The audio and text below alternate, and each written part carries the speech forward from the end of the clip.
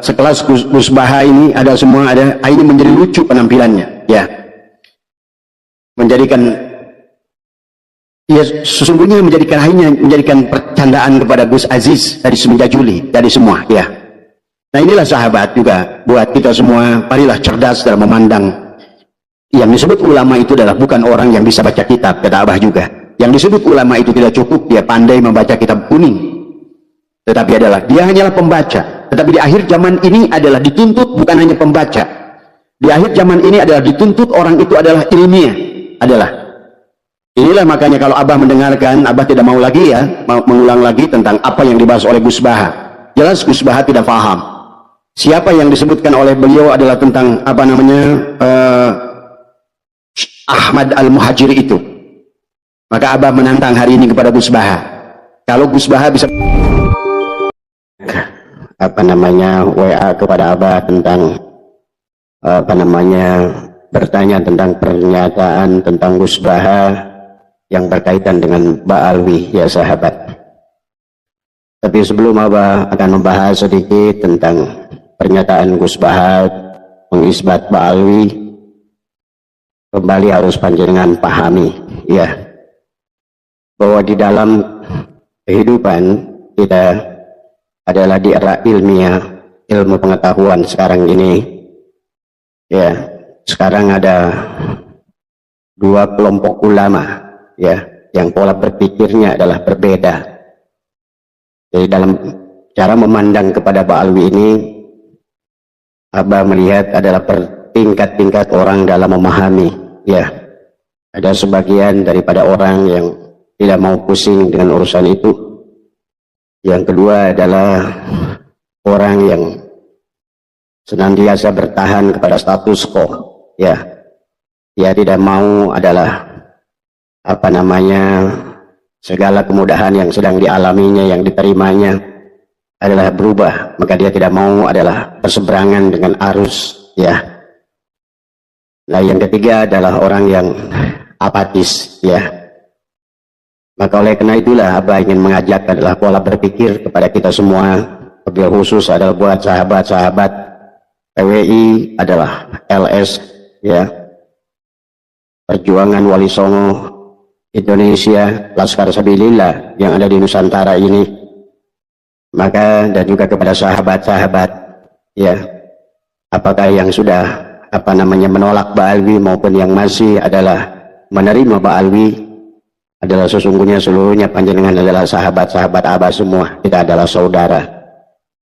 Tetapi yang Abah ingin mengajak adalah kepada kita adalah berpikir dengan pola ilmiah di akhir zaman. Karena Abah kasih tahu bahwa sesungguhnya peradaban bumi, peradaban manusia adalah akan terus oleh Allah dirubah, sahabat, sesuai dengan tingkat kecerdasan akal, wawasan manusia berpikir, ya.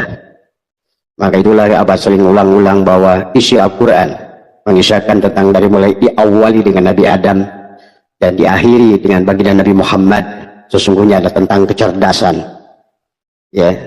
Maka sesungguhnya pada dasarnya Allah akan terus membuka wawasan kepada kita manusia tentang kecerdasan, tentang ilmiah, pola pikir ilmiah di dalam kehidupan. Maka sekarang pun sahabat, dalam berbagai hal, maka panjenengan jangan aneh. Sebelum Abah membahas tentang pernyataan Gus Baha, Abah akan lebih menjelaskan dulu adalah tentang dua kelompok ulama yang sekarang ini, ya. Ada yang dengan pola pikir adalah ulumuddin, ada monodisiplin, dan ada yang sudah berkembang secara ilmiah karena mereka sudah mengalami pendidikan.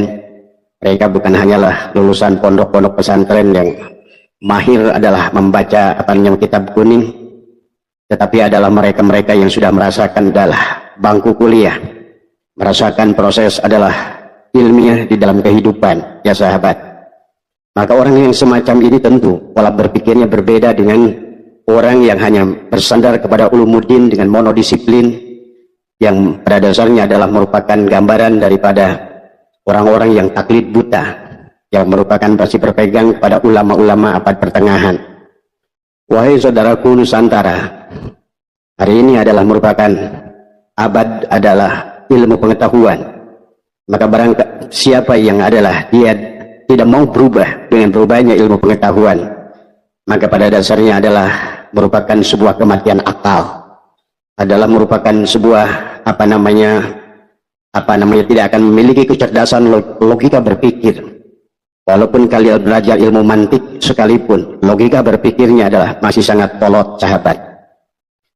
Maka inilah buat Abah bicara pada siang hari ini adalah baik kepada orang yang sudah menolak maupun yang sudah menerima.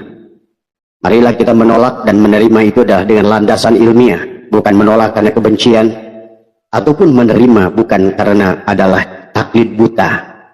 Pada dasarnya Allah telah terus mengembangkan, sahabat, dari Homo erectus sekarang kita menjadi Homo sapien. Jadi manusia-manusia sebelum Nabi Adam, ya, dengan landasan volume otak adalah hanyalah 800 gram. Kemudian adalah Nabi Adam, generasi yang pertama memiliki yang disebut dengan manusia, adalah memiliki otak adalah sudah 1200 sampai 1500 cc atau 1500 gram. Maka itulah landasan Nabi Adam, ya, sampai ada malaikat berkata wa alamal adama subhanaka la ilma lana illa ma 'allamtana innaka antal alimul hakim. Adalah ketakjuban malaikat kepada makhluk yang bernama Adam, ya, yang memiliki kecerdasan, yang sudah mampu memahami wa alamal adama asma'a kullaha. Adalah Adam yang sudah berpikir adalah ilmiah. Bayangkan oleh kita, kakek kita adalah sudah merupakan makhluk yang dengan prototipe adalah manusia-manusia yang berakal. Dan memang tujuan daripada Allah dalam Al-Quran, afala yatafakkarun, afala yatadabbarun, ya, afala ta'qilun, akan membawa bahwa agama ini adalah memang harus kita adalah mendahulukan, adalah kita harus tidak boleh keluar daripada landasan ilmiah. Itulah Allah berfirman dalam Al-Quran, wa may yattabi'u aktsaruhum illa dhonna. Dan sesungguhnya kata Allah, kebanyakan manusia adalah akan mengambil segala sesuatu itu adalah hanya dengan sangkaan. Padahal kata Allah, inna dhonna la yugni minal haqqi syai'ah. Dan ketahuilah sesungguhnya zon itu tidak akan bisa menunjukkan kebenaran sedikit pun. Wallahu adalah alimun, sahabat. Allah yang menegaskan sesungguhnya Allah maha mengetahui. Mengetahui itu adalah ilmu. Maka itulah ilmu bukan hanya sebatas tahu, sahabat. Ilmu dari kata alima, ya, ya'lamu ilman wa ma'laman fa huwa alimun wa zaka ma'lumun. Maka diharapkan pada penghujung daripada ilmu itu adalah kalian adalah maklum. Dari alima sampai ma'lumun adalah sebuah proses pembelajaran, adalah bagaimana membuka pola pikir dan wawasan. Maka sahabat Nusantara yang insyaallah dimuliakan oleh Allah, dan juga sahabat AWI LS Nusantara dimanapun berada, maka jangan aneh kita sekarang menyaksikan dua kelompok ulama yang berbeda pola pikir.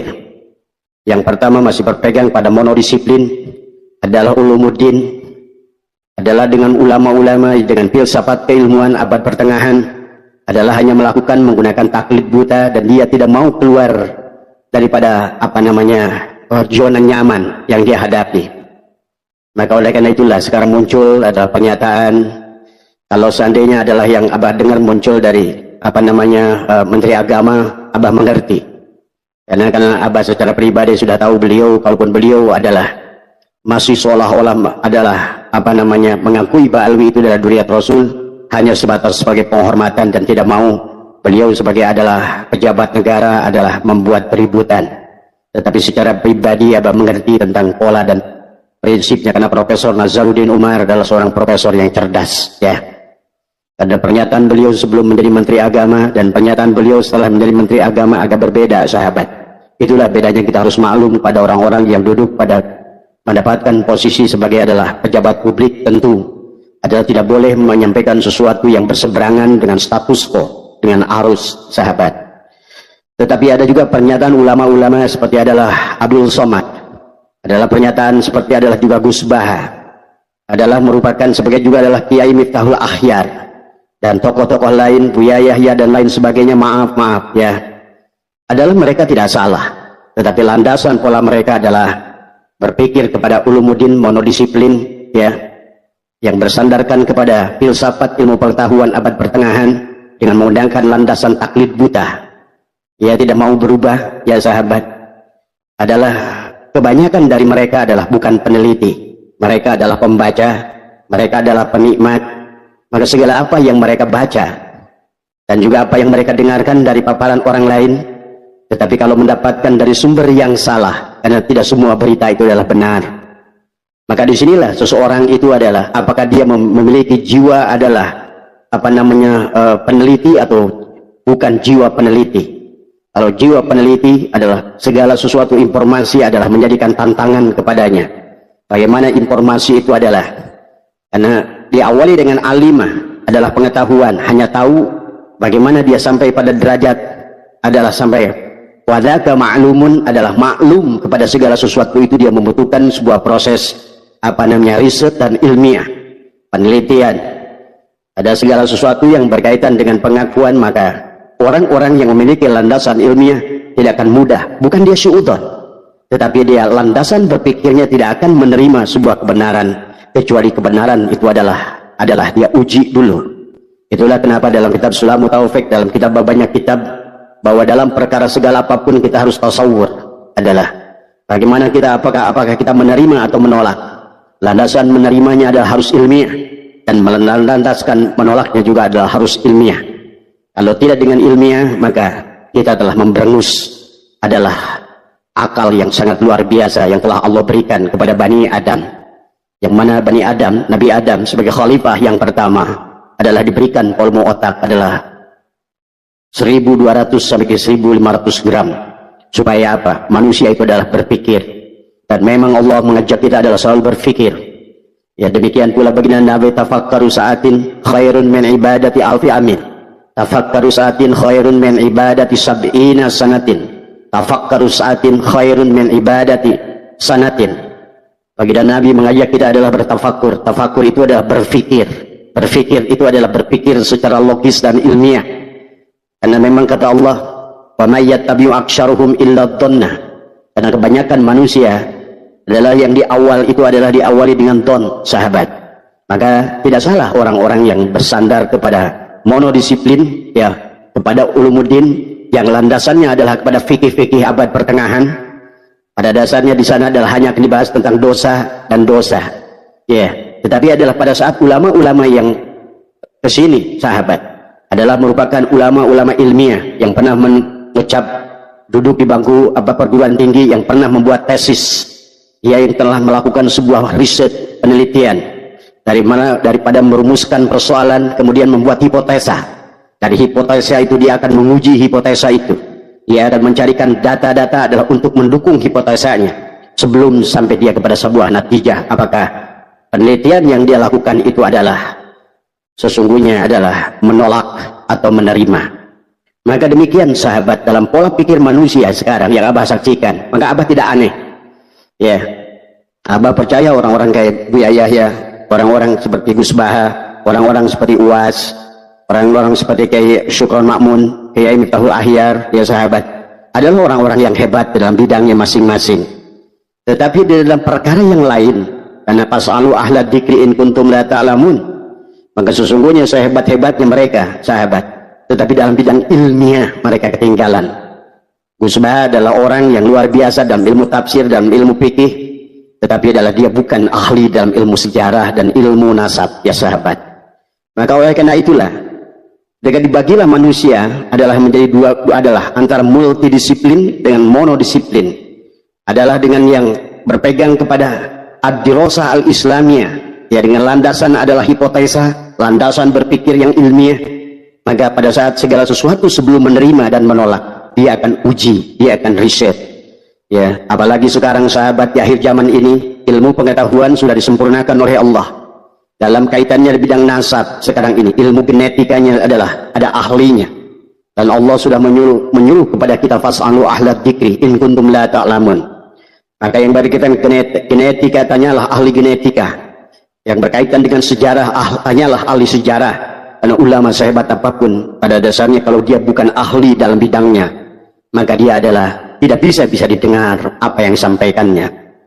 Cuma yang disayangkan adalah masyarakat awam di akhir ini adalah karena telah dicekoki adalah dengan doktrin-doktrin dan dogma adalah keagamaan, ya sahabat, adalah bukan diajak kepada berpola berpikir secara ilmiah yang logis, pola berpikir tentang ajas manfaat, madarat dan maslahat. Tetapi yang selalu ditariknya adalah kepada pola pikir filsafat ilmiah yang berada pada abad pertengahan adalah taklid buta kepada apa yang mereka pernah dengar. Padahal tidak semua perkara yang mereka pernah dengar, sahabat, adalah merupakan sebuah kebenaran. Di dalam ilmu pengetahuan umum, sahabat, sesungguhnya hal yang demikian sudah biasa. Pada saat di awal bagaimana dunia itu dianggap adalah datar, tapi kemudian adalah ilmu pengetahuan membuktikan berikutnya adalah ternyata bumi itu adalah bulat. Maka siapapun yang berpikir tentang bumi adalah datar terbantah, dan mereka pun adalah taslib kepada mereka yang telah membuktikan itu. Demikian pula dalam ilmu kimia, sahabat, tentang unsur terkecil, kata Abah juga. Diawali dulu yang terkecil itu adalah atom, ya. Tapi kemudian manusia sekarang berhasil bagaimana memecahkan atom tadi semua. Jadi proton, dari elektron. Kemudian manusia adalah mencarikan unsur yang terkecil dari setiap kurun ke kurun yang sudah syuhra wal istifadah, kemudian dibatalkan dengan penemuan-penemuan yang baru. Karena Allah tidak akan berhenti, sahabat, ya, akan terus mengembangkan dunia ini. Maka kalau seandainya kita adalah berhenti pada pandangan monodisiplin dalam keilmuan, adalah dengan pola filsafat ilmu keilmuan adalah abad pertengahan di mana kita adalah taklid buta, berarti kalau demikian berarti Islam yang akan tertinggal oleh dunia lain. Maka inilah yang Abah harapkan kepada siapapun yang duduk di PBNU, apakah sebagai Syuriah PBNU, apakah sebagai Tanfidiyah PBNU, harus orang-orang yang dalam memiliki landasan adalah merupakan fikih peradaban, fikih ilmiah yang harus dibangun, ya sahabat. Ya, apalagi yang berkaitan dengan duriat seseorang.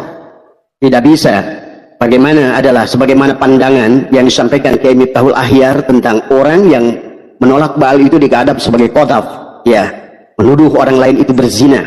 Ini kan pola pikir yang sesungguhnya adalah tidak logis, pola pikir yang sesungguhnya adalah tidak ilmiah, karena yang selalu dikaitkannya adalah filsafat ilmiah, adalah fikih tentang dosa.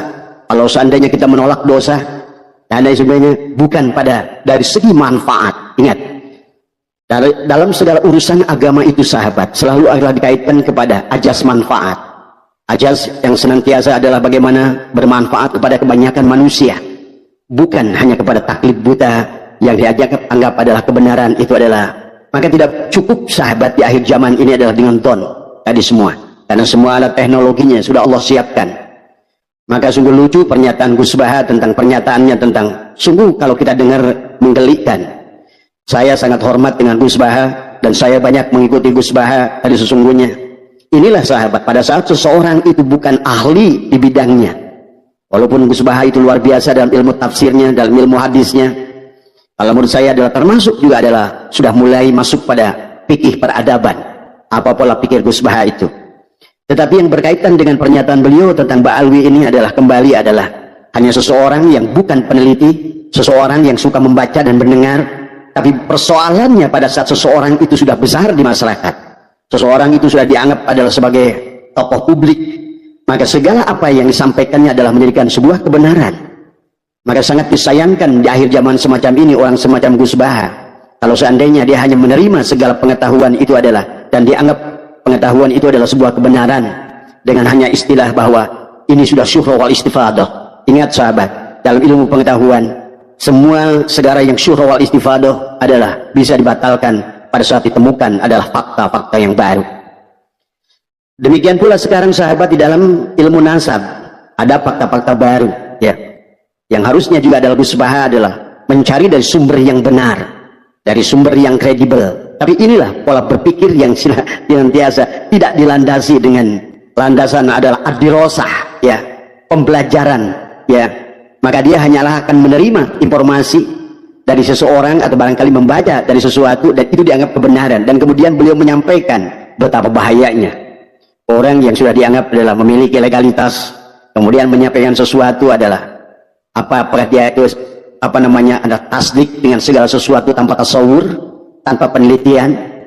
Tapi memang tidak bisa dipaksa, sahabat. Maka juga sebuah sahabat yang sudah menolak Ba'alwi, jangan membenci mereka, karena mereka memang adalah seolah-olah bahwa mereka itu berada pada hidupnya di akhir zaman, di abad ilmu pengetahuan. Dia menggunakan produk-produk ilmu pengetahuan, tetapi adalah pola berpikirnya adalah menggunakan pola pikir filsafat keilmuan adalah zaman abad pertengahan yang selalu adalah bersandarkan kepada taklid. Cuma sayang pada saat yang dia taklidi, karena tidak semua informasi itu adalah benar tadi semua. Ya, inilah yang apa namanya tentu adalah yang apa namanya akan sangat berbeda. Orang-orang yang berpegang pada apa namanya monodisiplin ya sahabat adalah apa namanya hanya menggunakan paradigma filsafat ilmu apa namanya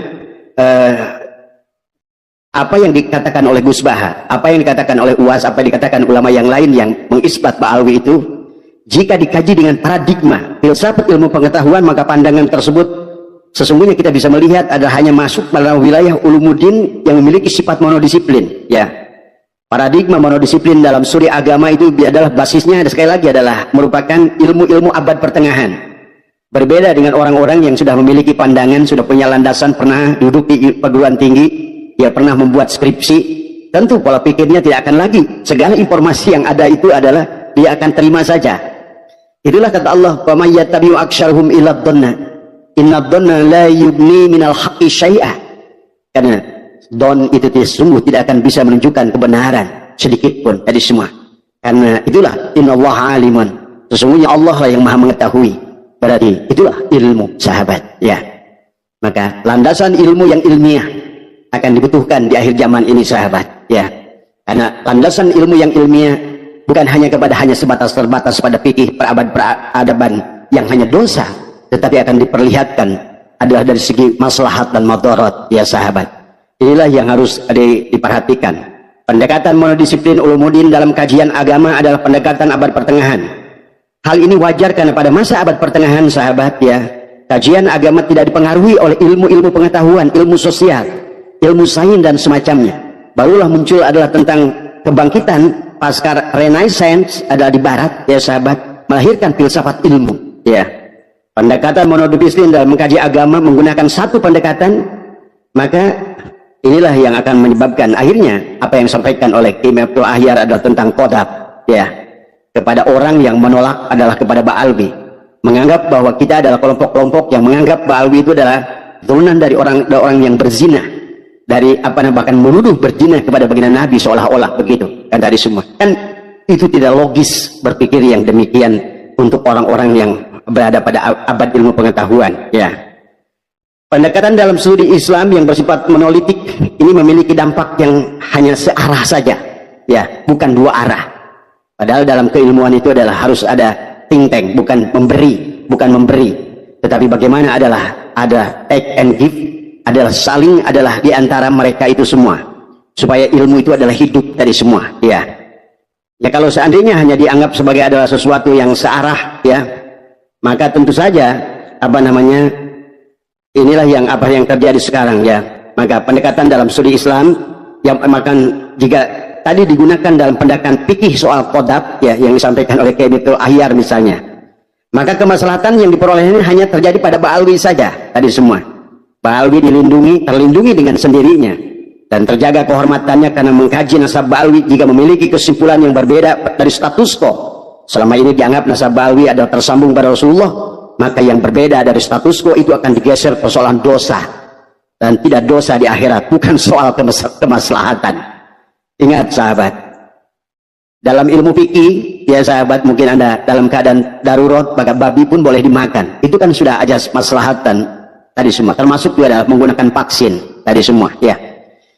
Maka hari ini sahabat, kalau kalian bersandar kepada fikih-fikih peradaban, tentu saja segala apa yang sekarang ini terjadi maaf ya, contoh adalah kemarin COVID, kita diuji dengan COVID, maka disitulah maka sesungguhnya walaupun di awalnya ada perdebatan, dikatakan bahwa vaksin ini dibuat daripada serum babi dan lain sebagainya, tetapi adalah faktanya adalah pada saat dikaitkan dengan hidup dan mati, nah ini adalah maka itu akan masuk kepada apa namanya ilmiah tadi semua ya. Persoalan dosa dan tidak dosa adalah paradigma fikih yang oriented khas abad pertengahan, sedangkan fikih kontemporer sudah menggeser ke persoalan maslahat atau tidak maslahat bagi dengan dasar-dasar nilai kemanusiaan secara universal ya. Nah inilah misalnya contoh dari pendekatan ulama-ulama yang sudah multidisiplin akan memandang kasus Ba'alwi ini dengan pandangan yang berbeda. Misalnya satu, menjaga kehormatan Rasulullah dari orang yang mengaku-ngaku keturunannya. Coba mulai berpikir ke situ. Sebagian besar dari Ba'alwi, ya. Tetapi berbeda dengan perbuatan mereka itu adalah berseberangan dengan sifat Rasul itu sendiri. Mereka mengaku duriat sebagai duriat Rasul, tapi tidak mencerminkan akhlak Rasulullah. Betul, mereka bukan Rasulullah, dan kita pun tidak mengharapkan mereka adalah berakhlak seperti Rasulullah yang sempurna. Ya, ya. Tetapi mereka adalah berbeda dengan akhlak Rasulullah. Mereka suka kehormatan, mereka suka kesenangan, suka kemewahan, suka mendoktrin, suka gulu kepada itu. Karena hal demikian tidak mungkin ada pada Rasulullah yang memiliki darah mulia yang maksum dijaga oleh Allah menurunkan orang yang demikian rupa. Minimal jika Rasulullah itu 100%, dia ada 70% saja, sudah alhamdulillah dari semua, ya. Jadi ini kalau seandainya kita dilihat kasus Ba'alwi ini dari aspek adalah multidisiplin, dari segi maslahat dan madarat dari semua. Yang pertama adalah tentu yang menolak ini bukan untuk menolak duriat Nabi, untuk menolak dari orang-orang yang mengaku duriat Nabi tetapi tidak mencerminkan adalah kepada duriat Nabi. Maka segala perbuatan mereka itu akan menjadi kebenaran, padahal akhlak mereka adalah jauh daripada akhlak orang-orang yang beriman, misalnya dari semua. Kemudian yang kedua adalah dampak dari pengakuan keturunan Rasulullah masuk ke wilayah sosial yang menyimpang pada nilai-nilai agama Islam secara universal. Kita lihat banyak menyaksikan bagaimana mereka adalah mendawir, ya. Mereka menganggap bahwa mereka adalah sebagai pemegang kunci. Coba kalau seandainya orang-orang yang tadi yang monodisiplin tadi adalah berpikirnya ilmiah tadi semua, harusnya adalah tidak buta mata untuk menyaksikan apa ya kenyataan yang ada tadi semua. Nah, inilah yang harus kita pahami. Bahkan mereka itu dengan nyata-nyata adalah membolak-balikan hadis dan kemudian juga membuat dalil-dalil khurafat yang sangat jauh. Sebetulnya kalau membiarkan mereka dari segi maslahat akan menghancurkan Islam itu sendiri, ya. Sesungguhnya banyak orang yang awam ilmu agama akibat doktrin para pengaku keturunan Rasul ini menjadi salah kaprah dalam memahami nilai-nilai universal agama soal keadilan, egaliter, persamaan dan sejenisnya. Karena sahabat, di dalam Al-Quran tidak pernah mengajarkan kepada kita adalah tentang hal yang demikian. Adalah tentang bagaimana adalah mengkultuskan tentang seseorang. Itulah baginda Nabi bersabda, an-nasu li Adam, manusia itu dari Adam, wal Adamani turab, dan Adam itu adalah dari tanah. La fadla li arabiyyin ila zawin. Tidak ada kemuliaan orang Arab di luar Arab. Karena pada dasarnya adalah dalam Islam itulah kesetaraan dari semua. Bahkan baginda Nabi Muhammad mengajarkan kepada kita bagaimana menyuapi orang Yahudi buta 12 tahun. Bagaimana baginda Nabi Muhammad juga adalah menyayangi pendeta Nasrani yang selalu memberikinya kotoran unta. Bahkan baginda Nabi Muhammad menyayangi seorang Majusi yang selalu meludahinya. Nah, inilah sahabat yang sesungguhnya yang ingin diajarkan oleh Allah dan Rasulnya adalah bagaimana kita adalah memiliki persamaan tadi. An-nasu li Adam, manusia dari Adam, wal Adam manit turab, dan Adam itu dari tanah. Maka disadarkan oleh baginda Nabi, hei manusia seluruhnya, kalian semua tidak ada kemuliaan derajat di sisi Allah tadi semua.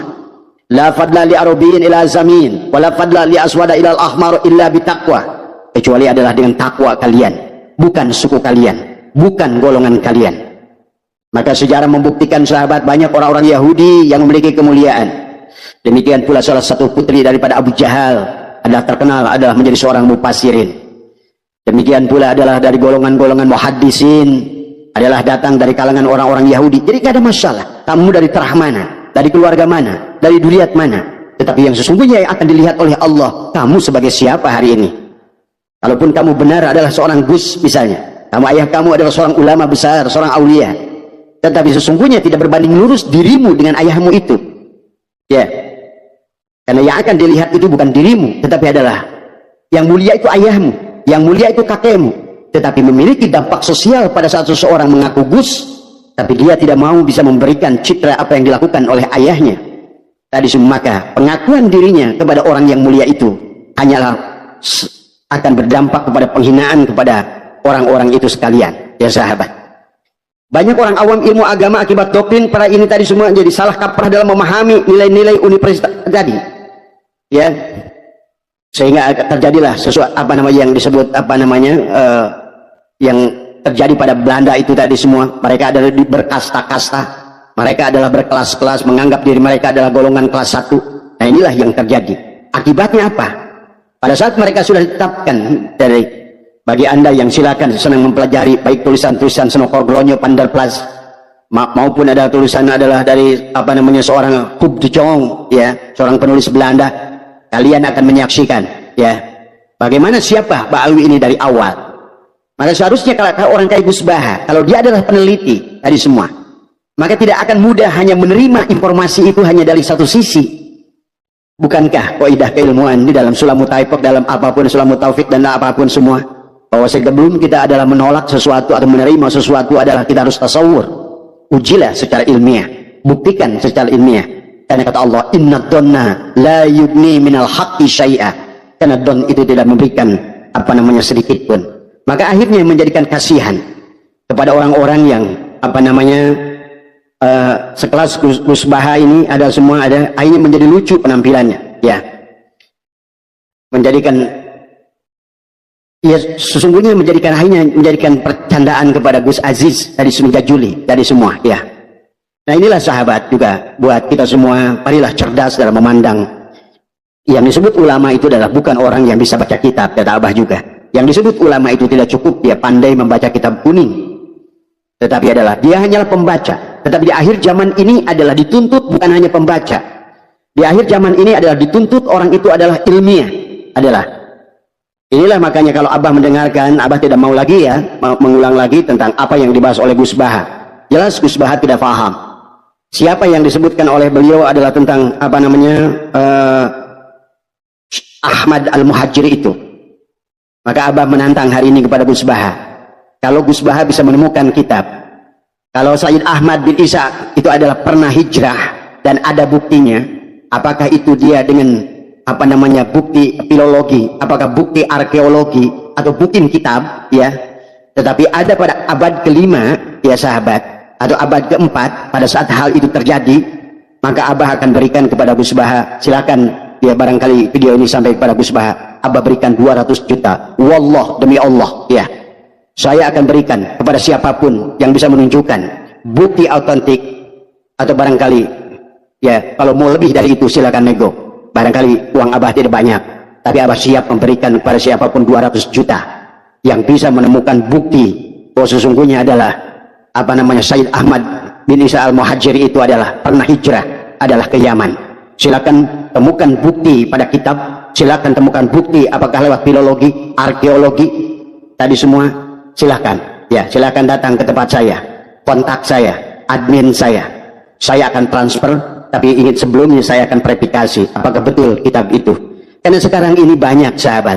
Maka kalau menurut Abah, informasi yang diterima Gus Baha itu adalah korban dari Gus Rumail dari semua. Ya, ya, inilah sebuah informasi yang tidak seimbang yang harus disampaikannya dari semua. Bagaimana mungkin juga adalah Gus Baha mengatakan bahwa Wali Songo itu adalah keturunan Basaiban. Sementara Basaiban itu dalam beberapa kitab yang sudah disampaikan oleh Gus Jajuli adalah jelas, ya, itu adalah berhubungan dengan Ba'alwi tadi semua. Basaiban itu dengan hubungan dengan Ba'alwi, karena baknya saja betul, Abah setuju, karena semua banyak marga yang ba di depannya itu adalah tentang Yaman. Basalamah ba, Basaiban ba itu banyak menunjukkan kepada Hadrol Maut, adalah merupakan ciri orang-orang yang jadi tidak mungkin kalau Wali Songo itu adalah berasal dari situ. Nah, inilah menunjukkan bahwa Gus Baha, sekelas Gus Baha menyampaikan informasi tidak pernah diverifikasi, yang tidak pernah diuji dari semua, ya.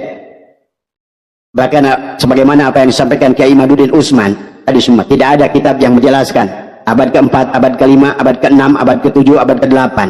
Barulah abad ke-9 tentang mengisahkan tentang orang, ya, yang bernama Ubaidillah tadi semua, ya.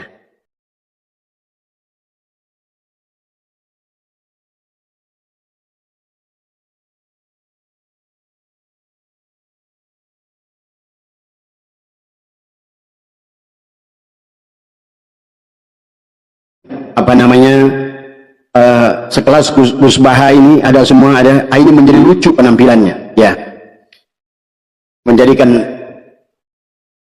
sesungguhnya menjadikan percandaan kepada Gus Aziz dari Sunja Juli dari semua, ya. Nah, inilah sahabat juga buat kita semua, marilah cerdas dalam memandang. Yang disebut ulama itu adalah bukan orang yang bisa baca kitab, kata Abah juga. Yang disebut ulama itu tidak cukup dia pandai membaca kitab kuning, tetapi dia hanyalah pembaca. Tetapi di akhir zaman ini adalah dituntut bukan hanya pembaca. Di akhir zaman ini adalah dituntut orang itu adalah ilmiah. Inilah makanya kalau Abah mendengarkan, Abah tidak mau lagi mengulang lagi tentang apa yang dibahas oleh Gus Baha. Jelas Gus Baha tidak paham. Siapa yang disebutkan oleh beliau adalah tentang Ahmad Al-Muhajir itu. Maka Abah menantang hari ini kepada Gus Baha. Kalau Gus Baha bisa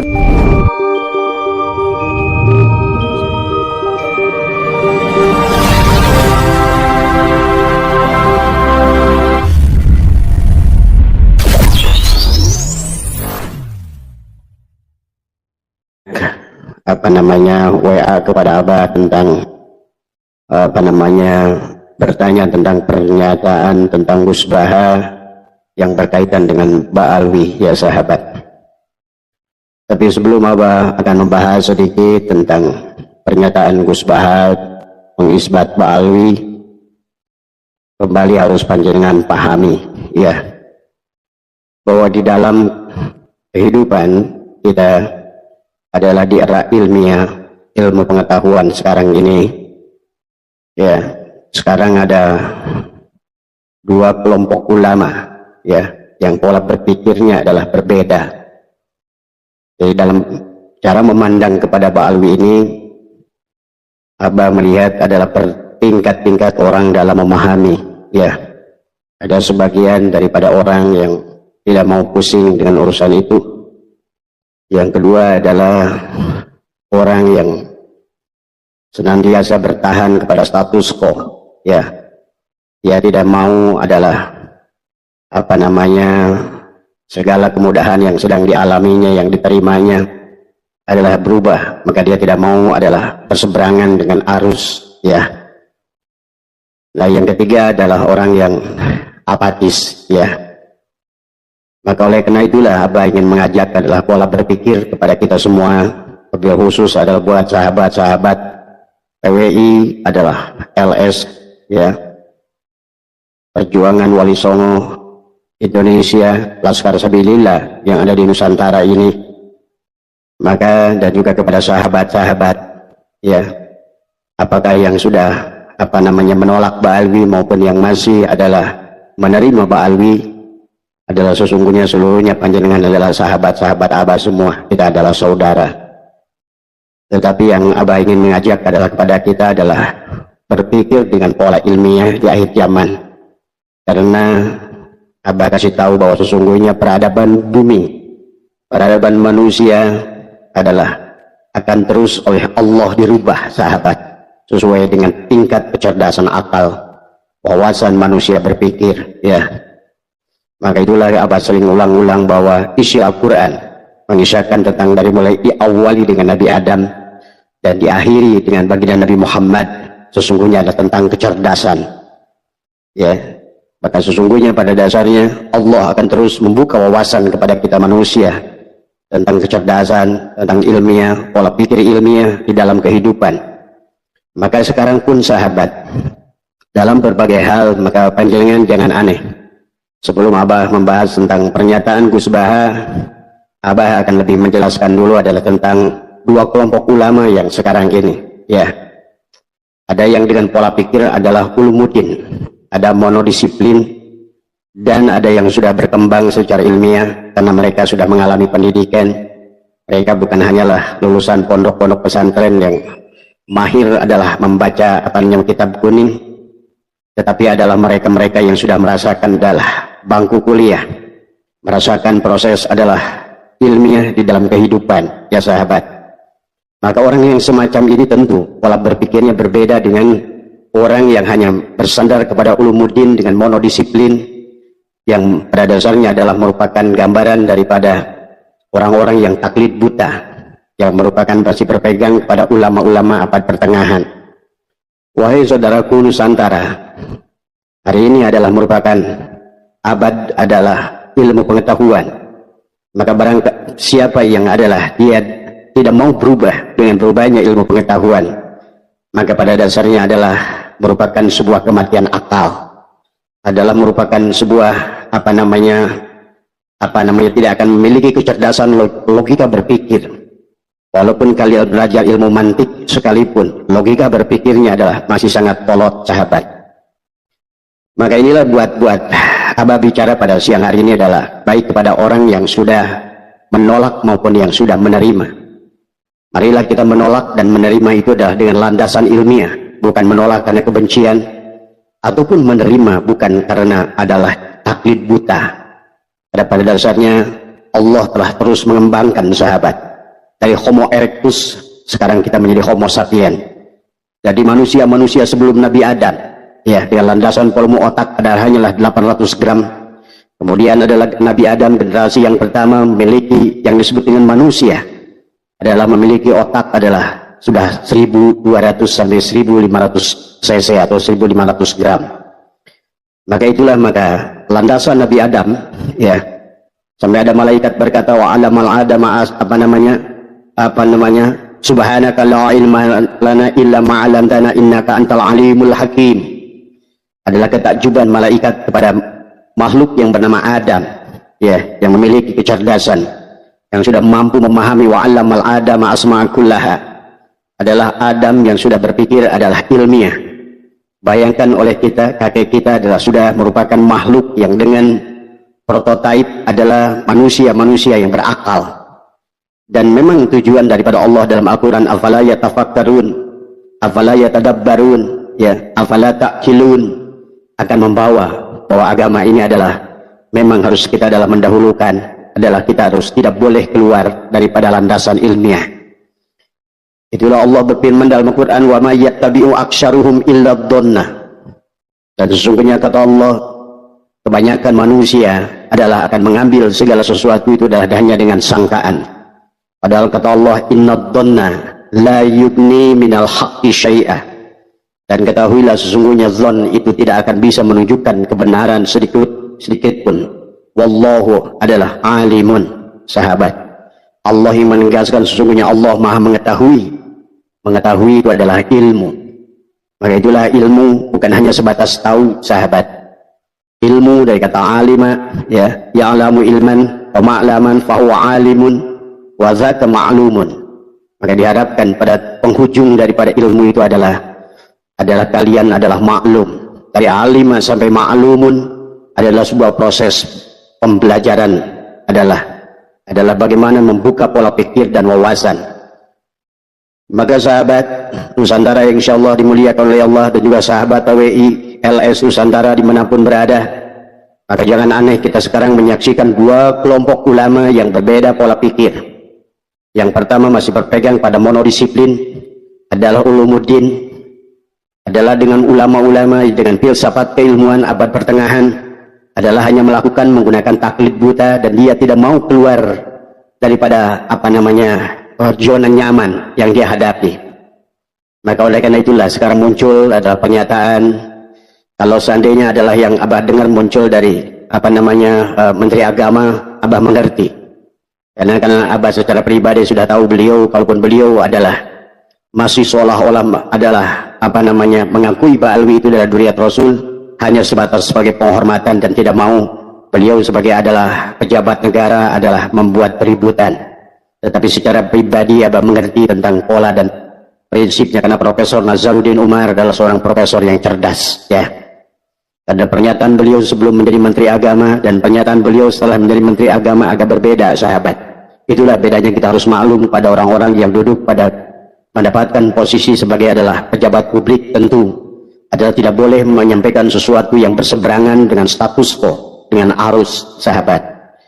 Tetapi ada juga pernyataan ulama-ulama seperti adalah Abdul Somad, adalah pernyataan seperti adalah juga Gus Baha, adalah merupakan sebagai juga adalah Kiai Miftahul Akhyar, dan tokoh-tokoh lain, Buya Yahya dan lain sebagainya. Maaf ya, adalah mereka tidak salah, tetapi landasan pola mereka adalah berpikir kepada ulumuddin, monodisiplin, ya, yang bersandarkan kepada filsafat ilmu pengetahuan abad pertengahan dengan menggunakan landasan taklid buta. Ya, tidak mau berubah, ya sahabat. Adalah kebanyakan dari mereka adalah bukan peneliti, mereka adalah pembaca, mereka adalah penikmat. Maka segala apa yang mereka baca dan juga apa yang mereka dengarkan dari paparan orang lain, tetapi kalau mendapatkan dari sumber yang salah, karena tidak semua berita itu adalah benar. Maka disinilah seseorang itu adalah apakah dia memiliki jiwa adalah peneliti atau bukan jiwa peneliti. Kalau jiwa peneliti adalah segala sesuatu informasi adalah menjadikan tantangan kepadanya. Bagaimana informasi itu adalah, karena diawali dengan alimah adalah pengetahuan, hanya tahu bagaimana dia sampai pada derajat adalah sampai wadaka ma'lumun adalah maklum kepada segala sesuatu itu dia membutuhkan sebuah proses riset dan ilmiah, penelitian. Ada segala sesuatu yang berkaitan dengan pengakuan, maka orang-orang yang memiliki landasan ilmiah tidak akan mudah, bukan dia syu'udhan, tetapi dia landasan berpikirnya tidak akan menerima sebuah kebenaran kecuali kebenaran itu adalah dia uji dulu. Itulah kenapa dalam kitab Sulamul Taufik, dalam kitab banyak kitab, bahwa dalam perkara segala apapun kita harus tasawur adalah bagaimana kita, apakah kita menerima atau menolak.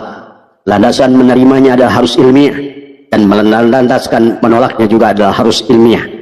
Kalau tidak dengan ilmiah, maka kita telah memberangus adalah akal yang sangat luar biasa yang telah Allah berikan kepada Bani Adam.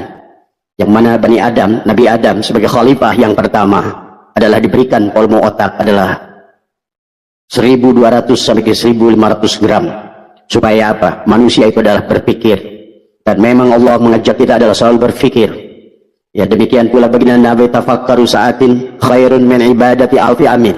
Tafakkaru sa'atin khairun min ibadati sab'ina sanatin. Tafakkaru sa'atin khairun min ibadati sanatin. Baginda Nabi mengajak kita adalah bertafakkur. Tafakkur itu adalah berpikir. Berpikir itu adalah berpikir secara logis dan ilmiah. Karena memang kata Allah, wa may yattabi'u aktsaruhum illa dhannah. Karena kebanyakan manusia adalah yang di awal itu adalah diawali dengan don, sahabat. Maka tidak salah orang-orang yang bersandar kepada monodisiplin, ya, kepada ulumuddin yang landasannya adalah kepada fikih-fikih abad pertengahan. Pada dasarnya di sana adalah hanya akan dibahas tentang dosa dan dosa. Ya, tetapi adalah pada saat ulama-ulama yang kesini, sahabat, adalah merupakan ulama-ulama ilmiah yang pernah mengucap duduk di bangku perguruan tinggi, yang pernah membuat tesis, ia yang telah melakukan sebuah riset penelitian daripada merumuskan persoalan kemudian membuat hipotesa. Dari hipotesa itu dia akan menguji hipotesa itu, dia akan mencarikan data-data adalah untuk mendukung hipotesanya sebelum sampai dia kepada sebuah natijah apakah penelitian yang dia lakukan itu adalah sesungguhnya adalah menolak atau menerima. Maka demikian sahabat dalam pola pikir manusia sekarang yang Abah saksikan, maka Abah tidak aneh. Ya, Abah percaya orang-orang kayak Buya Yahya, orang-orang seperti Gus Baha, orang-orang seperti Uwas, orang-orang seperti kayak Syukron Makmun, kayak Miftahul Ahyar, ya sahabat, adalah orang-orang yang hebat dalam bidangnya masing-masing. Tetapi di dalam perkara yang lain, karena pas'alu ahla dzikri in kuntum la ta'lamun, maka sesungguhnya sehebat-hebatnya mereka, sahabat, tetapi dalam bidang ilmiah mereka ketinggalan. Gus Baha adalah orang yang luar biasa dalam ilmu tafsir dan ilmu fikih, tetapi adalah dia bukan ahli dalam ilmu sejarah dan ilmu nasab, ya sahabat. Maka oleh karena itulah, jika dibagilah manusia adalah menjadi dua adalah antara multidisiplin dengan monodisiplin, adalah dengan yang berpegang kepada ad-dirasah al-islamiyah, ya dengan landasan adalah hipotesa, landasan berpikir yang ilmiah. Maka pada saat segala sesuatu sebelum menerima dan menolak, dia akan uji, dia akan riset. Ya, apalagi sekarang sahabat di akhir zaman ini, ilmu pengetahuan sudah disempurnakan oleh Allah. Dalam kaitannya di bidang nasab sekarang ini, ilmu genetikanya adalah ada ahlinya. Dan Allah sudah menyuruh kepada kita fas'alu ahla dzikri in kuntum la ta'lamun. Maka yang berkaitan genetika tanyalah ahli genetika. Yang berkaitan dengan sejarah tanyalah ahli sejarah. Karena ulama sehebat apapun pada dasarnya kalau dia bukan ahli dalam bidangnya, maka dia adalah tidak bisa didengar apa yang disampaikannya. Cuma yang disayangkan adalah masyarakat awam di akhir ini adalah karena telah dicekoki adalah dengan doktrin-doktrin dan dogma adalah keagamaan, ya sahabat, adalah bukan diajak kepada pola berpikir secara ilmiah yang logis, pola berpikir tentang ajas manfaat, madarat dan maslahat. Tetapi yang selalu ditariknya adalah kepada pola pikir filsafat ilmiah yang berada pada abad pertengahan adalah taklid buta kepada apa mereka pernah dengar. Padahal tidak semua perkara yang mereka pernah dengar sahabat adalah merupakan sebuah kebenaran. Di dalam ilmu pengetahuan umum sahabat, sesungguhnya hal yang demikian sudah biasa. Pada saat di awal bagaimana dunia itu dianggap adalah datar, tapi kemudian adalah ilmu pengetahuan membuktikan berikutnya adalah ternyata bumi itu adalah bulat. Maka siapapun yang berpikir tentang bumi adalah datar terbantah, dan mereka pun adalah taslib kepada mereka yang telah membuktikan itu. Demikian pula dalam ilmu kimia sahabat, tentang unsur terkecil kata Abah juga. Diawali dulu yang terkecil itu adalah atom, ya. Tapi kemudian manusia sekarang berhasil bagaimana memecahkan atom tadi semua. Jadi proton, dari elektron. Kemudian manusia adalah mencarikan unsur yang terkecil dari setiap kurun ke kurun yang sudah syuhra wal istifadah, kemudian dibatalkan dengan penemuan-penemuan yang baru. Karena Allah tidak akan berhenti sahabat, ya, akan terus mengembangkan dunia ini. Maka kalau seandainya kita adalah berhenti pada pandangan monodisiplin dalam keilmuan, adalah dengan pola filsafat ilmu keilmuan adalah abad pertengahan di mana kita adalah taklid buta, berarti kalau demikian berarti Islam yang akan tertinggal oleh dunia lain.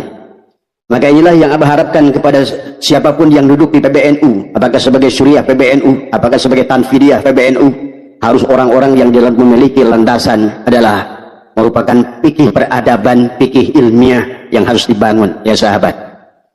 Ya, apalagi yang berkaitan dengan duriyat seseorang, tidak bisa bagaimana adalah sebagaimana pandangan yang disampaikan Kiai Miftahul Ahyar tentang orang yang menolak Ba'al itu diadab sebagai qadhaf, ya, menuduh orang lain itu berzina.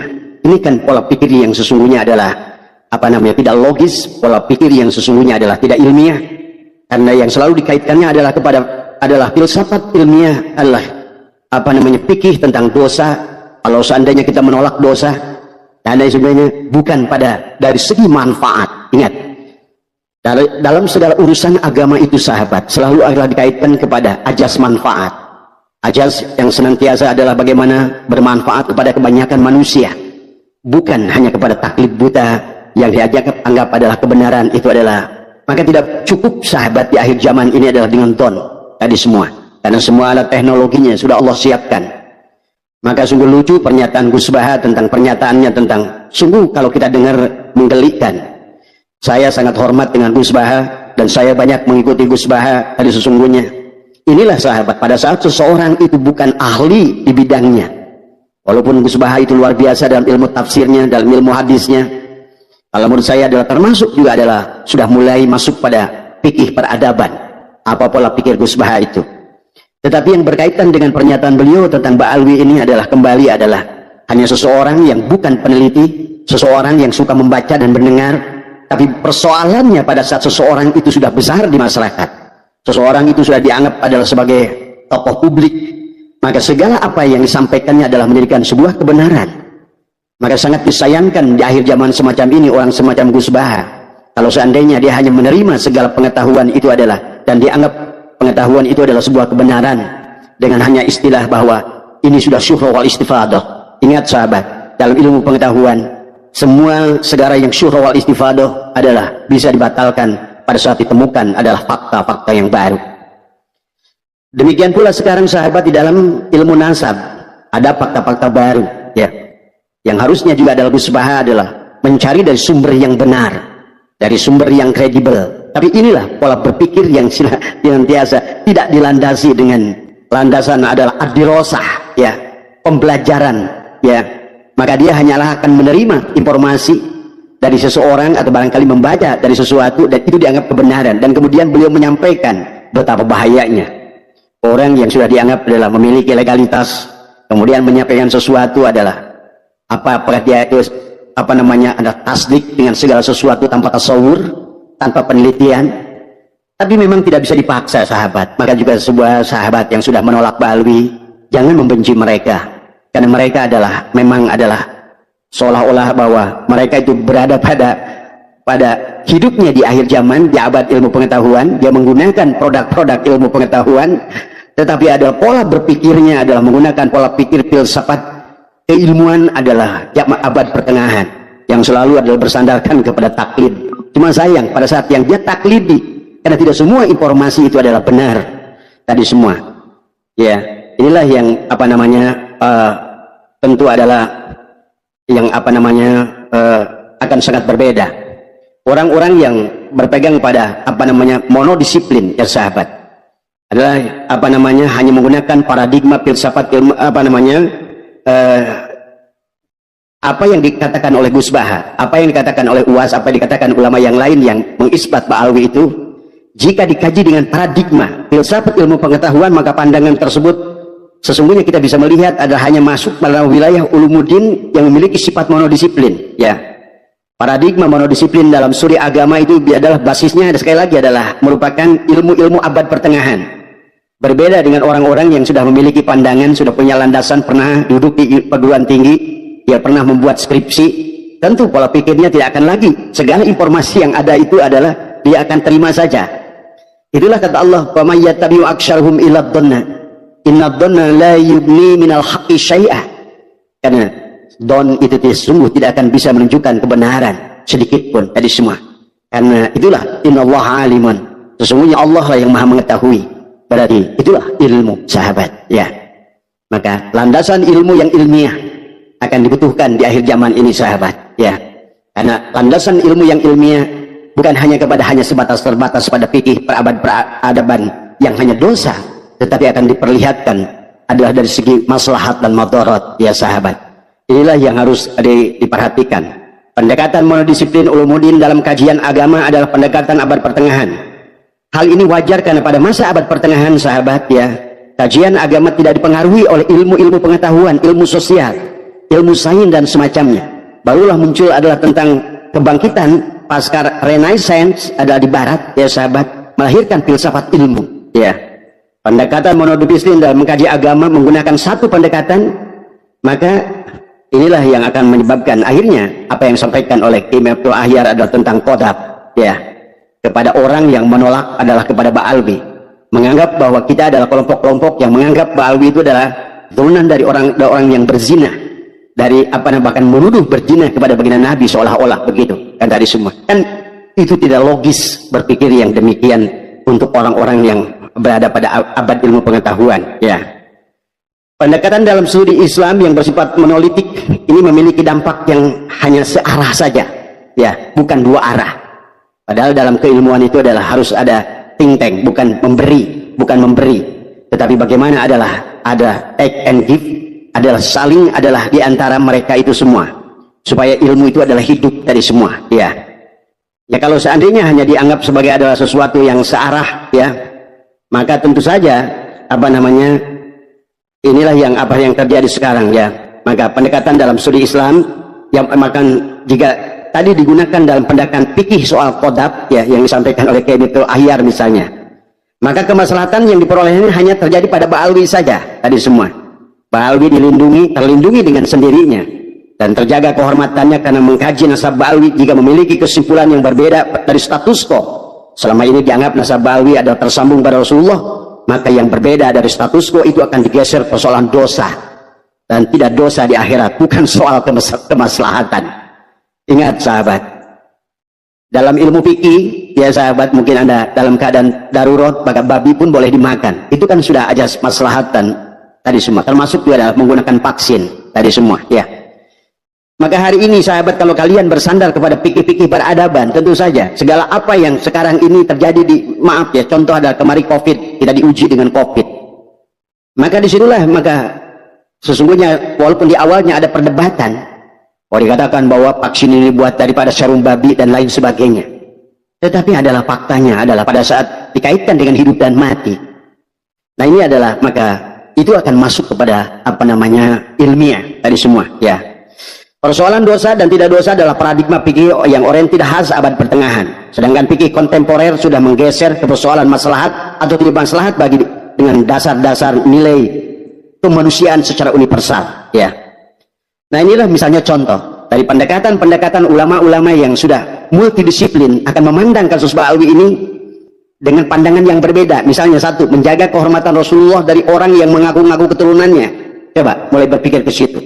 Sebagian besar dari Ba'alwi ya, tetapi berbeda dengan perbuatan mereka itu adalah berseberangan dengan sifat Rasul itu sendiri. Mereka mengaku duriat sebagai duriat Rasul, tapi tidak mencerminkan akhlak Rasulullah. Betul, mereka bukan Rasulullah, dan kita pun tidak mengharapkan mereka adalah berakhlak seperti Rasulullah yang sempurna. Ya, ya.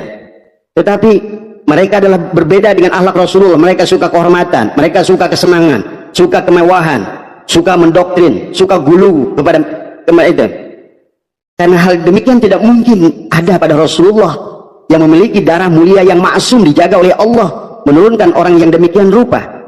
Minimal jika Rasulullah itu 100%, dia ada 70% saja, sudah alhamdulillah dari semua ya. Jadi ini kalau seandainya kita dilihat kasus Ba'alwi ini dari aspek adalah multidisiplin, dari segi maslahat dan madarat dari semua. Yang pertama adalah tentu yang menolak ini bukan untuk menolak duriat Nabi, untuk menolak dari orang-orang yang mengaku duriat Nabi tetapi tidak mencerminkan adalah kepada duriat Nabi. Maka segala perbuatan mereka itu akan menjadi kebenaran, padahal akhlak mereka adalah jauh daripada akhlak orang-orang yang beriman misalnya dari semua. Kemudian yang kedua adalah dampak dari pengakuan keturunan Rasulullah masuk ke wilayah sosial yang menyimpang pada nilai-nilai agama Islam secara universal. Kita lihat banyak menyaksikan bagaimana mereka adalah mendawir, ya. Mereka menganggap bahwa mereka adalah sebagai pemegang kunci. Coba kalau seandainya orang-orang yang tadi yang monodisiplin tadi adalah berpikirnya ilmiah tadi semua, harusnya adalah tidak buta mata untuk menyaksikan apa ya kenyataan yang ada tadi semua. Nah, inilah yang harus kita pahami. Bahkan mereka itu dengan nyata-nyata adalah membolak-balikan hadis dan kemudian juga membuat dalil-dalil khurafat yang sangat jauh. Sebetulnya kalau membiarkan mereka dari segi maslahat akan menghancurkan Islam itu sendiri. Ya, sesungguhnya banyak orang yang awam ilmu agama akibat doktrin para pengaku keturunan Rasul ini menjadi salah kaprah dalam memahami nilai-nilai universal agama soal keadilan, egaliter, persamaan dan sejenisnya. Karena sahabat, di dalam Al-Quran tidak pernah mengajarkan kepada kita adalah tentang hal yang demikian. Adalah tentang bagaimana adalah mengkultuskan tentang seseorang. Itulah bagaimana Nabi bersabda, an-nasu li Adam, manusia itu dari Adam, wal adamani turab, dan Adam itu adalah dari tanah. La fadla li arabiyyin ila zawin. Tidak ada kemuliaan orang Arab di luar Arab. Karena pada dasarnya adalah dalam Islam itulah kesetaraan dari semua. Bahkan baginda Nabi Muhammad mengajarkan kepada kita bagaimana menyuapi orang Yahudi buta 12 tahun. Bagaimana baginda Nabi Muhammad juga adalah menyayangi pendeta Nasrani yang selalu memberikannya kotoran unta. Bahkan baginda Nabi Muhammad menyayangi seorang Majusi yang selalu meludahinya. Nah, inilah sahabat yang sesungguhnya yang ingin diajarkan oleh Allah dan Rasulnya adalah bagaimana kita adalah memiliki persamaan tadi. An-nasu li Adam, manusia dari Adam, wal Adam manit turab, dan Adam itu dari tanah. Maka disadarkan oleh baginda Nabi, hei manusia seluruhnya, kalian semua tidak ada kemuliaan derajat di sisi Allah tadi semua. La fadla li arabiyyin ila zamin, wa la fadla li aswada ila al-ahmar illa bitaqwa, kecuali adalah dengan takwa kalian, bukan suku kalian, bukan golongan kalian. Maka sejarah membuktikan sahabat banyak orang-orang Yahudi yang memiliki kemuliaan. Demikian pula salah satu putri daripada Abu Jahal adalah terkenal adalah menjadi seorang mufassirin. Demikian pula adalah dari golongan-golongan muhaddisin adalah datang dari kalangan orang-orang Yahudi. Jadi tidak ada masalah. Kamu dari terah mana, dari keluarga mana, dari duriat mana. Tetapi yang sesungguhnya yang akan dilihat oleh Allah, kamu sebagai siapa hari ini. Kalaupun kamu benar adalah seorang Gus misalnya, ayah kamu adalah seorang ulama besar, seorang aulia, tetapi sesungguhnya tidak berbanding lurus dirimu dengan ayahmu itu. Ya, karena yang akan dilihat itu bukan dirimu, tetapi adalah yang mulia itu ayahmu, yang mulia itu kakekmu. Tetapi memiliki dampak sosial pada saat seseorang mengaku Gus, tapi dia tidak mau bisa memberikan citra apa yang dilakukan oleh ayahnya. Tadi maka pengakuan dirinya kepada orang yang mulia itu hanyalah akan berdampak kepada penghinaan kepada orang-orang itu sekalian. Ya sahabat, banyak orang awam ilmu agama akibat doktrin para ini tadi semua jadi salah kaprah dalam memahami nilai-nilai universitas tadi. Ya, sehingga terjadilah sesuatu yang disebut yang terjadi pada Belanda itu tadi semua. Mereka adalah berkasta-kasta, mereka adalah berkelas-kelas, menganggap diri mereka adalah golongan kelas 1. Nah, inilah yang terjadi. Akibatnya apa? Pada saat mereka sudah ditetapkan, dari bagi anda yang silakan senang mempelajari baik tulisan-tulisan Senokor Glonyo